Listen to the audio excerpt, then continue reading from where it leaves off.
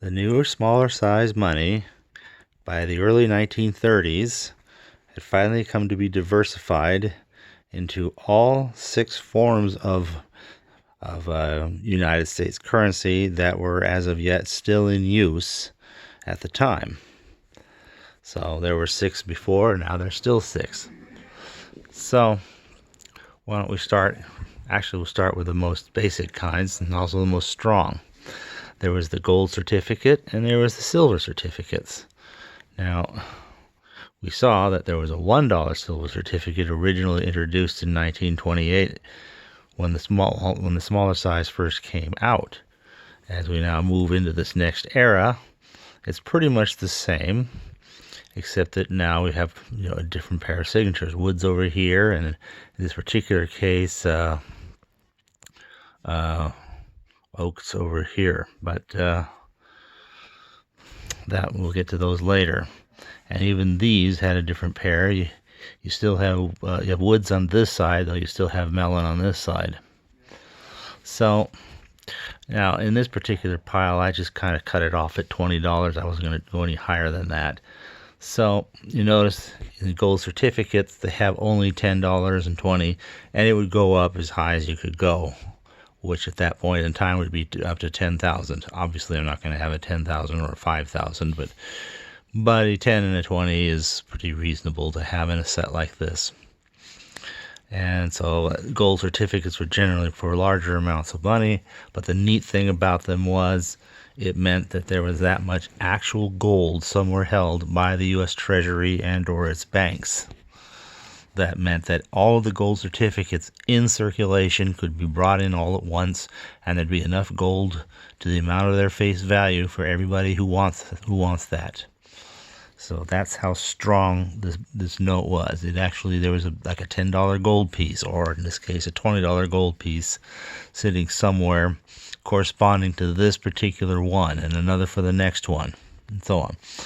Now the scroll work looks fairly familiar, except you'll notice it has somewhat different things. This certifies that there have been deposited in the Treasury of the United States of America $10 in gold coin payable to the bearer on demand. And this is pretty much the same language. This certifies that there have been deposited in the Treasury of the United States of America $20 in gold coin payable to the bearer on demand. Their series is 1928, but the series number doesn't always have to be the same time. You can see there's a little bit of difference. It says about gold here, and here it even tells you gold certificate, and of course they have the distinctive yellow seal and yellow numbers here. And the language here talks about how this certificate is a legal tender in the amount thereof in payment of all debts and dues, public and private. So this is totally solid, rock solid, good money.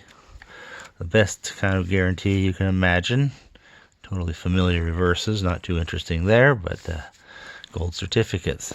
Now, the other form of metallic verification was the silver, and again, this meant that there was a silver dollar somewhere that corresponds to this particular dollar. Now, here you got Woods and Oaks, and again you've got all this. In this case, it's the series 1928B. The one still has its familiar back from before, and before long they would introduce a slightly different look for the silver certificate. Now you notice in this new look, the seal has moved from this side, which it shared with the gold certificate and also with the United States note, which we'll get to shortly, to putting the seal on the other side, which it shares with the Federal Reserve note and the Federal Reserve Bank note and the National Bank notes, which we'll get to those shortly. So it does change a lot. The format is again very similar, but as you can see with the seal moved over there, we have something different over here. Now let's take a look at that here. All right, so this certificate is receivable for all public dues, and when so received may be reissued. That's what it had from the start. Now this one, 1934, this certificate is legal tender for all debts, public and private. And it was the same for the, for the 5 and the 10. So by series 1934, you have all of the 3 denominations that the small size silver certificates would appear in. There'd be the ones, that was the only way you could do a $1. There'd be the $5, which also exists in some other forms, but they're all $5 equally. And then there'd be the $10. The neat thing was each of these meant that there was enough silver on hand in the treasury to give everybody who brought one of these by and wanted their silver, they could get $10 worth of silver, and there was enough silver on hand to pay it all. But there's another change here. Now here you had $1 silver dollar payable to the bearer on demand. By the time you get up to Series 34, it's just $1 in silver payable to the bearer on demand. Meaning it doesn't have to be a silver dollar. They could give you a couple of silver half dollars, or 4 silver quarters, or 10 silver dimes, or any other combination of various silver denominations that add up to $1 worth, or $5 or $10 worth of silver.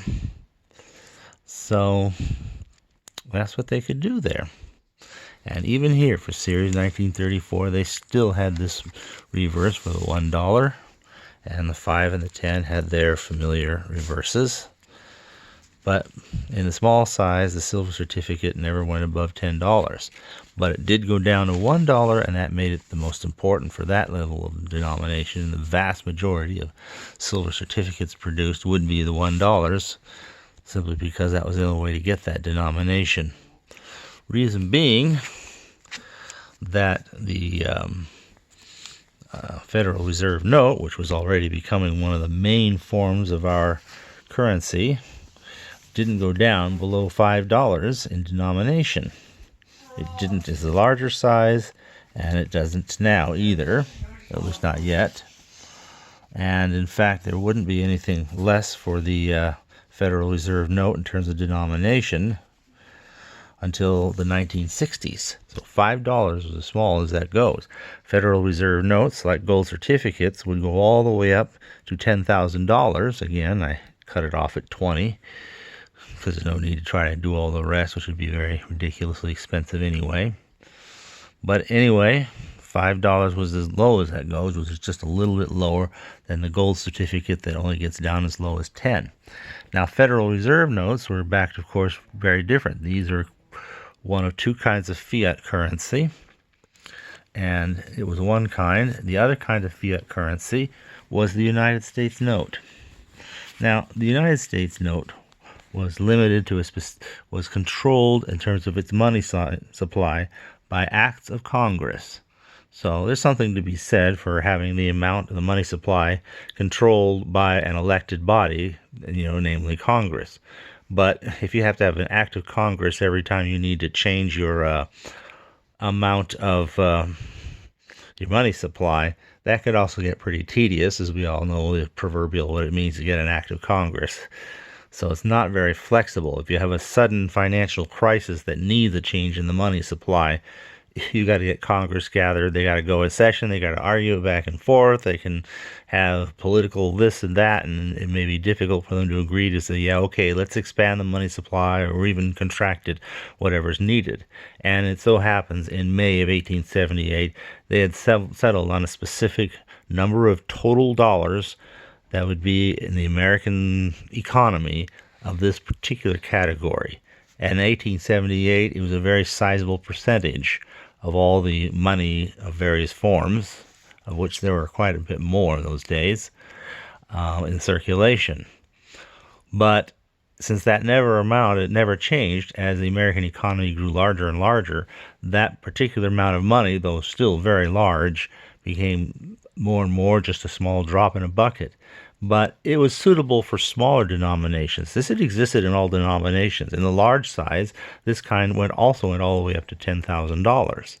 But by this time, 1929 and beyond, in small size, we only see these in the smaller denominations because that wasn't such a large part of the economy. So, but both of these were fiat money. But where this was controlled by acts of Congress, this was controlled by the Federal Reserve Bank system. They decide, they can respond, but they are not directly elected officials. If they want to expand or contract the money supply, even for some selfish purpose of their own, they just go and do it. And in those early days, people didn't really notice or understand why sometimes money seems unusually hard to find, or other times it seems unusually easy to find, and maybe prices go up because the Federal Reserve could just tweak it at will. So that can be good, that can be bad. But as you can see, we have two sets of Federal Reserve notes because originally, and this is just a little bit after the initial ones, so we're now a couple of signatures in, we're up to Woods and Mellon. They still had the same thing, redeemable in gold on demand at the United States Treasury or in gold or lawful money at any Federal Reserve Bank. So these are all 1928B, Woods and Mellon. Woods and Mellon, 1928B. Woods and Mellon, 1928B. All redeemable in gold. Once gold couldn't be used anymore, they had to go back and change all the Federal Reserve notes so that they could talk about being redeemable but not with gold. So they changed the verbiage for Series 1934. Now Junio and Morgenthau, same Junio and Morgenthau, and now you have this note is legal tender for all debts, public and private, and is redeemable in lawful money at the United States Treasury or at any Federal Reserve Bank. So they still have all this, United States of America will pay the bearer on demand $5 or $10 or $20 as the case may be. Everything has its familiar reverses, as one can see, so that didn't change. And same was true here.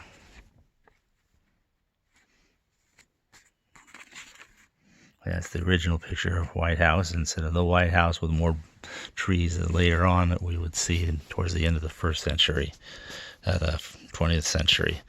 So that was the other fiat currency. Well, there's two other kinds of currency that were kind of interesting at the time.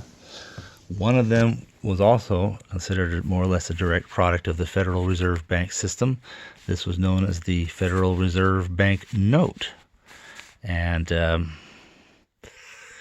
they would be actually backed by the individual bank within the Federal Reserve Bank system. So it mattered a lot more which bank they were, although they're still usable anywhere. But this one, for example, is specifically the responsibility of the Federal Reserve Bank in New York, or Richmond, Virginia here, or Chicago, Illinois here.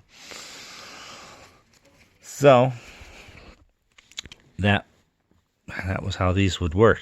Now, these were only briefly introduced when all the gold coins and gold certificates were being yanked out of circulation, not actually demonetized, just it's not legal to have these things anymore, with some grudging exceptions and so forth.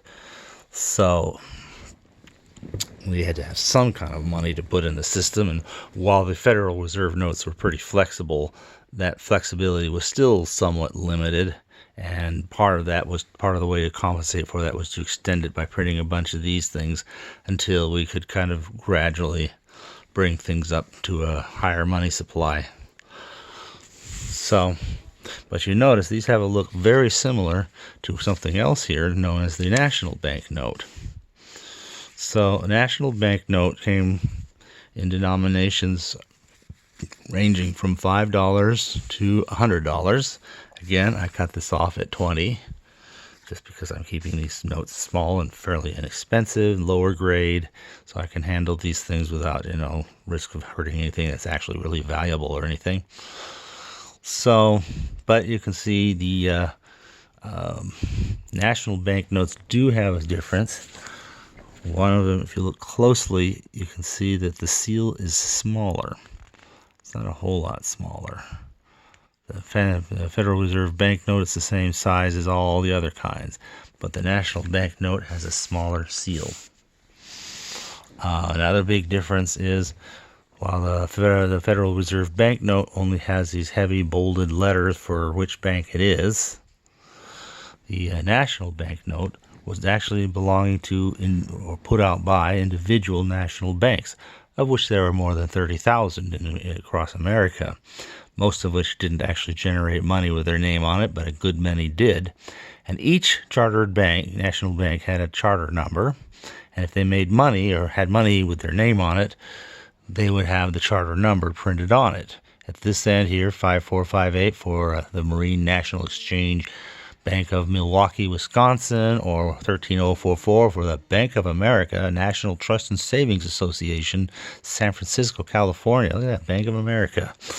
Yeah, or 2604, which would be the Winters National Bank and Trust Company of Dayton, Ohio. And whatever these are would pay to the bearer on demand how many dollars.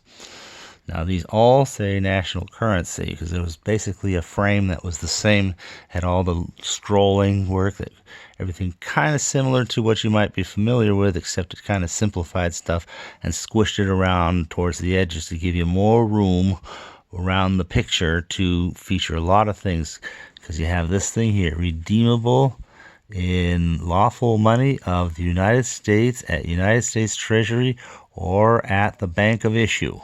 And of course that's all the same even for the Federal Reserve bank notes. In fact, the one thing that really differed was that where any ordinary national bank, you see, it would have United States of America, let's see here, national currency, secured by United States bonds deposited with the Treasurer of the United States of America. So in other words, a national bank would have to buy government bonds, which would then be held by the Treasury on behalf of whatever paper money would be printed on behalf of that particular national bank. So to be like collateral to guarantee that it will be good. So, but it would just be government bonds of various sorts. Now, when they wanted to do the Federal Reserve bank note, it extends this a little bit. So here, you'll see the same standard part that's the same, secured by United States bonds deposited with the Treasurer of the United States of America, and now it gets printed on as something extra, or by like deposit of other securities. The Federal Reserve Bank of whatever will pay to the bearer on demand the amount of money. So all of these range from $5 to $100. They couldn't get you down below $5, and these kind never went above $100. So they were kind of already getting a little bit limited, but they also helped to be part of the money that helped America work. Well, national bank notes, of course, already existed before. They just went from the larger size to the smaller size. They started printing them also about July 1929, though it was probably several months later before people started actually seeing them in circulation. But they would come along, and then in about 1933, for some reason, they changed from the first type to the second. Now, the main differences between the two, if you look at the original one, you'll have a serial number with a letter, 6 digits, and a letter. I suppose if you went past 6 nines, this A would turn to a B. The leading letter, I don't know that it was coded up in some different way, maybe have something to do with what part of the country you're in or some other such code. Now, the second version of it, now there's just the one letter heading up the 6 digits, and that would go up to from an A to a B if the 6 digits, hit the point of 999999. But the other thing is you have an extra number here and also here, which simply coincides with the charter number, 13216. Oh, by the way, if you had more than 4 digits, you just go, the first 2 would be in there and then it'd come down, so that's kind of a neat touch. But these inner parts would be here, and that tells you got the second type introduced in the middle of about 1933. In about May of 1935, the whole national bank program was shut down, and they stopped making those, though whatever was out there continues to be valid. Legal tender at face value. The national bank system no longer exists. The Federal Reserve bank note, of course, was created about 1933, And by the middle of 1934, they kind of decided they didn't need those anymore, and that was the end of that. So that finishes out all the different kinds of money they had in the early 1930s.